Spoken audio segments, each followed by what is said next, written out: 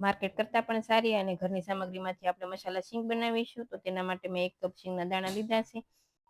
તેને ગેસની ફ્લેમ લો રાખી 7 થી 8 મિનિટ જેવું શેકીશું એટલે શીંગના દાણા છે એ સારા એવા શેકાઈ જશે અને દાજ પણ નહીં પડે કાળી. તો હવે આ રીતે આપણે ચેક કરી લઈએ. શીંગના દાણા પણ શેકાઈ ગયા છે અને ફોતરા પણ એકદમ સારી રીતે નીકળી જાય છે, તમે જોઈ શકો છો. તો હવે ગેસની ફ્લેમ બંધ કરીશું અને કોટનનો આ રીતે ટુવાલ લઈ તેમાં શીંગના દાણા છે તે એડ કરીશું. અને અત્યારે મેં શીંગના દાણા ગેસ ઉપર શેક્યા છે, પણ જો તમારી પાસે માઇક્રોવેવ હોય તો તમે તેમાં પણ 2 મિનિટ માટે શેકી શકો છો. તો સારા એવા શેકાઈ પણ જશે અને ફોતરા પણ ઝડપથી નીકળી જશે. હવે આ રીતે ટુવાલમાં રાખી એક હાથે ઘસતા જઈશું એટલે ફોતરા છે તે અલગ થઈ જશે, તમે જોઈ શકો છો. અને જો કોઈ પણ દાણામાં ફોતરા રહી ગયા હોય તો આ રીતે હાથેથી પ્રેસ કરીશું તો પણ નીકળી જશે. સાથે એક નવી ટ્રીકથી આપણે તેના ફોતરા પણ અલગ કરી દઈએ. તો એક બાઉલ લીધું છે, તેના ઉપર ઝારો રાખી તેમાં શીંગના દાણા છે તે એડ કરી દેવી અને આ રીતે કરીશું તો ફોતરા છે તે બધા અલગ થઈ જશે અને ચારે બાજુ ફેલાશે પણ નહીં.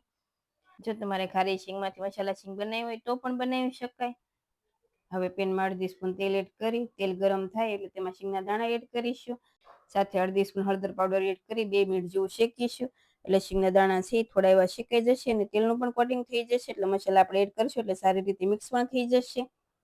હવે ગેસની ફ્લેમ બંધ કરી શીંગના દાણાની નીચે લઈ તેમાં 1/2 સ્પૂન લાલ મરચું પાવડર, સ્વાદ પ્રમાણે નમક, 1/2 સ્પૂનથી થોડો ઓછો મરી પાવડર, સાથે 1/2 સ્પૂન આમચૂર પાવડર અને 1/2 સ્પૂન ચંચળ પાવડર, સાથે 2 સ્પૂન સુગર પાવડર એડ કરીશું અને બધું સારી રીતે મિક્સ કરી મસાલા શીંગને ટેસ્ટ કરી લેવાની. જો તમને કંઈ ઓછા વધુ લાગે તો તમે એડ કરી શકો છો અને જો તમારે આમાં ગરમ મસાલો એડ કરવો હોય તો પણ કરી શકાય. તો એકદમ ચટપટી અને ટેસ્ટી મસાલા શીંગ બનીને તૈયાર છે.